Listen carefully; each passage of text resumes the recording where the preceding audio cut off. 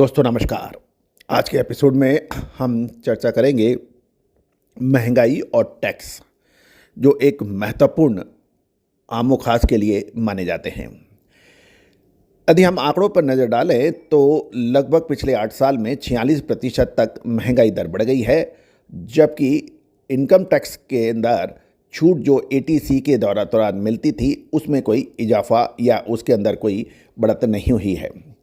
यदि हम आंकड़ों पर भी नज़र डालें तो साल 2014 में वित्त मंत्री अरुण जेटली ने इस सीमा को 1 लाख से बढ़ाकर 1,50,000 किया था, जबकि 2014 में कास्ट इन्फ्लेशन इंडेक्स 240 था, जो अब 351 है। और मौजूदा 6% की महंगाई दर को देखते हुए एटीसी की तहत की सीमा अब उसके मुताबिक 2,20,000 के आसपास होनी चाहिए। यदि हम 2005 में देखें, उस समय 1 लाख की वैल्यू लगभग अब 2.82 लाख की हो गई है। यदि 2005 से देखें, ऐसे में छूट की सीमा लगभग 2.82 यानी लगभग 2,82,000 रुपये होनी चाहिए। ये गणित बताती है। वर्ष 2014 में अब तक महंगाई दर में 46% की बढ़त हो चुकी है। Income tax act section 80C के तहत निवेश पर मिलने वाले टैक्स की छूट में इजाफा नहीं हुआ है, बढ़त नहीं हुई है। ऐसे में लोगों को वित्त वर्ष 2023-24 के लिए पेश होने वाले आम बजट में कुछ राहत की उम्मीद लगाई जा रही है और लगभग सभी इंडस्ट्रियलिस्ट और एसोसिएशंस ने भी, टैक्स एक्सपर्ट्स ने भी इसकी मांग की है कि सरकार एटीसी के तहत निवेश पर मिलने वाली टैक्स छूट की लिमिट को बढ़ाए, जो साल 2014 से ही सालाना 1.50 लाख पर स्थिर है। दोस्तों, महत्वपूर्ण ये भी होता है क्योंकि महंगाई दर बढ़ने से, इन्फ्लेशन बढ़ने से रुपए की वैल्यूशन कम होती है और महंगाइयाँ बढ़ती जाती है। यदि हम सरकार के राजस्व को पर भी हम नज़र डाल लें तो साल 2017-18 में जो 19.2 था, यानी साल 2017-18 में जो राजस्व सरकार का 19.2 लाख करोड़ रुपए में था, जो साल 2022 में बढ़कर 31.2 लाख करोड़ हो गया है। और यदि हम जीडीपी में टैक्स रेवेन्यू की का गणित भी देखें तो ये 11.2% जो साल 2017-18 में था, अब 11.3% हो गया है। अब यदि हम इनकम टैक्स के जानकारों से बात करने पर पता लगा कि आयकर अधिनियम के सेक्शन 80C के तहत ईपीएफ, पीपीएफ यानी पब्लिक प्रोविडेंट फंड, पीपीएफ और नेशनल सेविंग सर्टिफिकेट जिसे एनएससी कहते हैं, नेशनल पेंशन सिस्टम योजना, जीवन और स्वास्थ्य बीमा के साथ बच्चों की एजुकेशन फीस और होम लोन के मूलधन पर सालाना 1.50 यानी 1.5 लाख रुपए तक की छूट की अभी मिल रही है। इसको बढ़ाने का चारों तरफ से हो रहा है इजहार और प्रार्थना।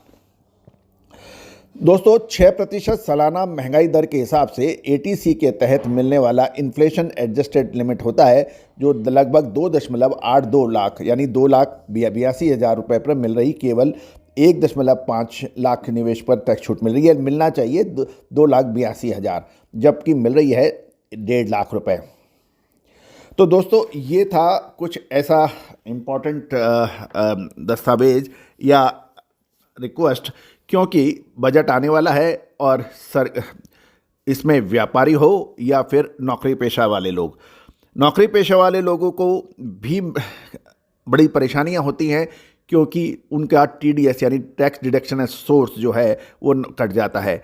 व्यापारी जो टैक्स देने में भी कुछ हिचकिचाते हैं या कुछ उनको नहीं मिलता है, यदि ये छूट बढ़ जाती है तो इससे न केवल बचत में फ़ायदा होगा, अपितु सरकार को भी इसमें फ़ायदा होने की उम्मीद रहेगी, क्योंकि जितना ज़्यादा निवेश बढ़ता है, जितना ज़्यादा फंड्स जमा होते हैं, वो देश के विकास में ही काम आते हैं। गौरतलब है कि दुनिया में अब भारत की अर्थव्यवस्था लगभग 7% की दर से बढ़ने की संभावना भी बताई जा रही है। यदि हम एजेंसियों की बात माने, इंटरनेशनल मॉनेटरी फंड, उसका कहना है 6.8% की दर से अर्थव्यवस्था बढ़ सकती है। यदि हम आरबीआई की बात माने तो वो भी 6%, 6.8% कहता है। वर्ल्ड बैंक 6.9% कह रहा है। क्रिसिल 7% कह रहा है। नोमुरा 6.8% कह रहा है। और फिच रेटिंग्स को भी देखें तो वो 7% कह रहा है। यानी कुल मिला के दुनिया में 7% की दर की जो अर्थव्यवस्था बढ़ने की है, ये भारत के लिए बहुत सकारात्मक हो सकती है। भारतीय अर्थव्यवस्था मौजूदा वित्त वर्ष में 2022-23 में 7% की बढ़ने की उम्मीद है।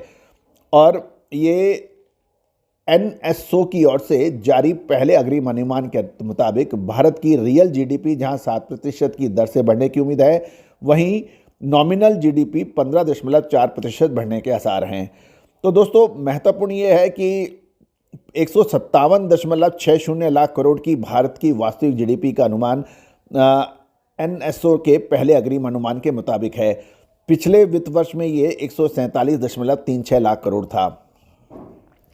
लेकिन हमारा कुछ और कहना है। हमारा ये कहना है कि भारत की अर्थव्यवस्था जो कागजों पर नज़र आ रही है, जो ऑन पेपर नज़र आ रही है, उससे कहीं अधिक है। ये हमसे किसी से छुपा नहीं है कि आज एक मध्यम वर्गीय और अपर मिडिल क्लास और अपर क्लास, जो वो पेपर पे जो उनकी आय दिखाई देती है, आय उससे कहीं अधिक होती है। अक्सर देखा जाता है कि यदि कोई नौकरी पेशा वाला व्यक्ति है तो उसने जितनी पूरे ज़िंदगी में सैलरी नहीं कमाई होती है, उससे ज़्यादा का उसका घर होता है। इसी तरह से व्यापारी वर्ग में, इंडस्ट्रियल वर्ग में, कि जो उनकी कमाई है उससे ज़्यादा होती है। तो भारत की अर्थव्यवस्था जो वास्तव में दिख रही है उससे अधिक है।